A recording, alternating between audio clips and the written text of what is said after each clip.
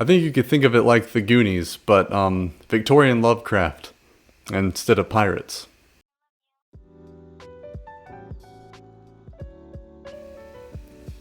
Welcome to Books and Booze. This is a series where I talk about books and I have some booze. I'm Alex. This time I'll be talking about Ordinary Monsters by J.M. Miro. I'll also be having a smoked old-fashioned that I made using some of the Dewar's French Cask Smooth that I talked about in my Cities of the Plain video. If you want to know a little bit more about that Scotch, specifically neat on its own, you can go check out that video and get more details on it here, but I got a cocktail smoking set for Christmas that I've been using often to make mainly smoked old fashions with just different whiskeys and different combinations of the different wood chips that it gives you.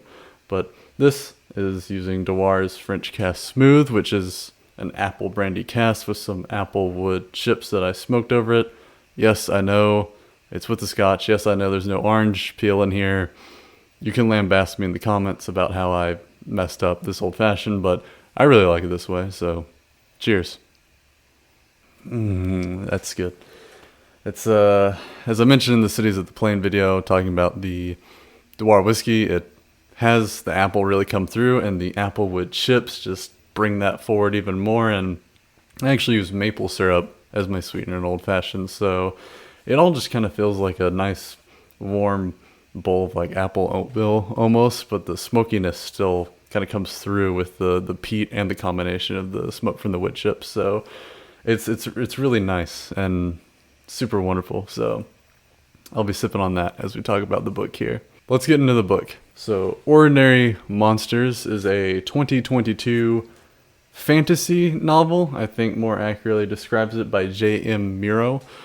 I've seen this kind of marketed as a horror book. It has like a Joe Hill sleeve quote, but I think that's a little bit misleading. I think dark fantasy is a more accurate description of this book. The plot is set in the Victorian era, and it's about children with special abilities. These employees of a special academy called the Cardendale Institute are determined to kind of find these kids through different methods, and this monster and kind of a league of villains to a certain degree that's hunting them as well. In this alternate timeline, these children are known as talents, and they also can grow up to be adults with talents who have special abilities that enable them to do different supernatural feats. Some of this includes controlling dust, becoming invisible, healing themselves and others, or be able to harden their skin, among all other kinds of different things. J.M. Miro is actually a pseudonym for Steven Pric, and I do know that, but I will be referring to the writer as Miro throughout this entire review. He's a Canadian poet and novelist whose work, from what I've seen in the past, has mainly been like standard historical fiction. So I think he crafted this pseudonym as a way to set this work apart from his other work. All right, so let's get into a little bit of the nitty-gritty here. What might be some caveats or things I didn't really care for that I might warn you before going into this book. One thing is there's just so many characters, and that's not necessarily a knock, but it doesn't struggle with the most part for that, as some other books might get out of hand with having such a large cast of characters. But this thing does kind of happen where you care more about certain storylines than others, and the plot will go off to this storyline, and you kind of feel like you're just getting through it so you can know the rest of the other one. And again, that could be for me. It might happen to you, but something to look out for. I think one thing that might get a lot of average readers is that there is some tell and not show happening here and there throughout the novel. For example, there's just instances where characters recall what just happened and how they feel about it, when really we could deduce clearly how they feel about something terrible happening and not have another page that recounts the events that just happened, like in the previous chapter, for example. And Miro uses a lot of the same stuff to show and not tell. So, he does often show and not tell, but it kind of becomes redundant at certain points. An example of that is just that anytime a character is upset about something, they're going to crack their knuckles and grimace. They're constantly cracking knuckles and grimacing, and that was kind of his one thing that I think he could repeat for these characters as an expression of frustration or anger, for example. And overall, as you might guess from kind of the special school in England and special abilities, and it's areas we've been to before with other popular stories, and I guess you could approach it as being kind of reductive a bit, but I don't think it struggles too hard with that if you just kind of understand that Miro is probably writing kind of an homage to these other things that he loves and giving his own spin on it. But, he's mixing them in an interesting way. Just remember that it's fun. I think you can kind of get over this idea that this is like some weird twist of X-Men versus meets Harry Potter or something like that. It didn't get too into the way, but you kind of see it and you're like, weird kids at a weird school. There's been quite a few of those. But saying that just remember that's fun. Gets into what I like about this book, and I think overall the experience of Ordinary Monsters is an absolute blast to read. It's a lot of fun. I would really go as far as to claim that it's like a dark fantasy adventure book almost. There are certainly elements of horror throughout it, and there are scenes that are horrific, but I don't think that really is what dominates it. I think it's more of like a brooding fantasy with a lot of adventure elements in it. I think you could think of it like the Goonies, but Victorian Lovecraft instead of pirates. And that's also to call attention to that Miro's world building is pretty impressive throughout the entirety of this book, and it's a dense one at that. I think this goes a little bit over 600 pages.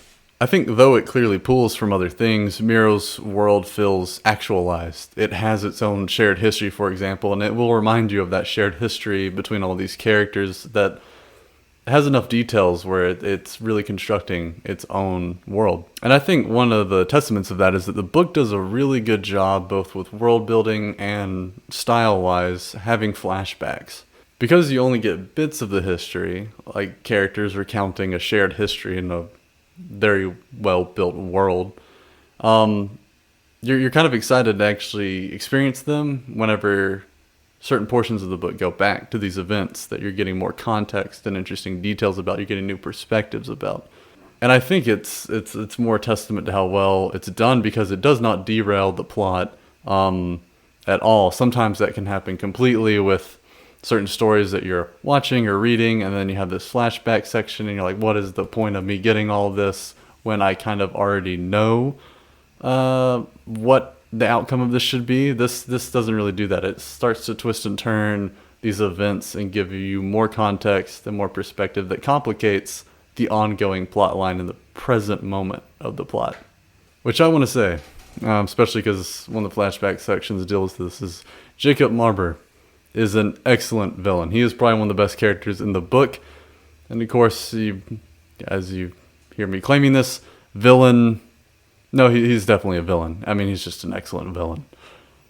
And Miro really excels at setting and imagery throughout the entire book, and I think that's one thing that really kept me captivated throughout this. Things feel lived in and alive, as Miro describes Victorian London, as he describes the Mississippi Delta, as he describes a slight spoiler here, I guess, but there's Land of the Dead called the Ord Sign later on in the book. It's not super crazy of a spoiler. I mean, who knows where the book's going to go as you're reading through it, but especially there, I think that is just like excellent description. Let's actually read a little bit of it, shall we? It was a dead city, a London of stillness and loss, and the streets were labyrinth and littered with the detritus of lives once lived. Marlowe led him down a crooked set of steps, slick with a moss so black it shone almost blue in the weird light, and then he stopped under a kind of aqueduct and pointed, and there it was. A white tree, bare of leaves, was growing up out the muck in the middle of a fountain, where its bark peeled away in thin paper-like strips. The new bark was a bright blood red beneath. In its shadows stood an old-fashioned hand pump made of wood, and on the far side of the square a sinister house, tall and narrow, with crooked balconies leaning over the empty air. It had no door, only a broken opening in one wall. I think the same kind of captivating prose applies to other settings that these characters continue to travel through. And that starts to get into the Land of the Dead part, other things I really liked about Ordinary Monsters, which were its themes. It's difficult to say what the talents might be a metaphor for. There's no one-for-one equation necessarily, which makes it interesting. But it definitely seems like suffering and what you do with your suffering. In a sense, the suffering is transformed into a power, which is what these talents do. Some of these powers can be healing, reconstructive, or simply make you tough as nails and be courageous. But others you can use to harm, self-glorify, and enact revenge, which is how suffering often pans out in the real world too, and how people use it. The arcs of redemption here are mingled with arcs of damnation, and that makes Ordinary Monsters very interesting thematically. People aren't as they seem. And for something that feels like a fantasy TV series, Miro brings a lot of gray area and complication to some characters, mainly Jacob Marlborough, which makes him such a fascinating villain. But he also doesn't shy away. The book doesn't shy away from seeing evil as being evil. Even if you understand the evil, it's still clearly evil. And I think this is really interesting too when you consider that Jacob Marlborough kind of has this relationship with a demonic entity of sorts in the novel. I won't spoil too much there in regards to that. But he has an agreement with it, which is actually kind of how demonic activity works, is this continuous agreement. Even though it seems like something he could backtrack out of, he just continues to dig deeper. That said, you can't also determine any sort of metaphysics with the book, which was kind of an interesting thing, that souls and God are definitely discussed and accepted in the world of this book, but there's also the Land of the Dead thing, which again spills into this thing where there's not a one-for-one metaphor, but I really kind of liked how it was used thematically. It mainly acts as kind of a metaphor for our own attachment to memories and clinging to those things that should be let go, that should be passed on. There's also a supernatural being that occurs multiple times, a lich, through the book that also kind of acts in the same way, but it's more tangible in the actual world these characters live in. But what's also really impressive is that this is just how the world works. It's not just purely metaphor, and that's why you don't have the one-for-one. So you can extrapolate interesting thematic material from the book, but at the same time, it's just how the world logically functions in Ordinary Monsters. Like I say, that combination's it's impressive. And I enjoy the sense of hope and redemption that this book has, despite being rather dark at times. I think it's really wonderful. And it also shows how power corrupts in a unique way with the Carndale Institute. You kind of allude to this slight spoiler, but they may be kind of the baddies a little bit as you read throughout it. Again, Miro's really good at kind of complicating that, but there's some solid foreshadowing. I'm not really giving away too much. I think a active reader will kind of pick up on that early on. So, do I give Ordinary Monsters by J.M. Miro a toast of excellence? I think for its world building and crafting a very compelling adventure, yes, it is excellent in that regard. So I'll drink to that. That said, if you are searching for something that's more focused around prose and engaging more with character development and more so than plot, because that kind of happens with this book, it might not be for you. Also, if you want a straight up horror, it's not this either. If you're looking for some dark fantasy with adventure elements and kind of these themes that I discussed in this review, I think you should pick this up. It's really great, and if anything, I'm definitely probably going to get the second book in the series that comes out later this year. So, I mean, that's at least some kind of toast of excellence right there. I'm compelled to keep reading this series.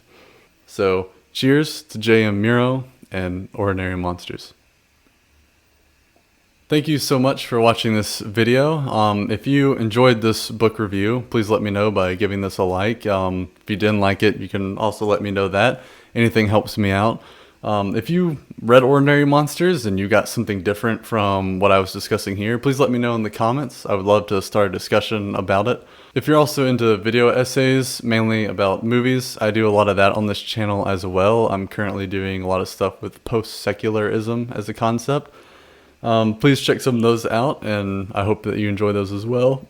And if you enjoy long-form book reviews, if you enjoy video essays like that, please consider subscribing because I'm constantly trying to put out new stuff. Again, thank you so much for watching this video, and I will see you all in our next exploration.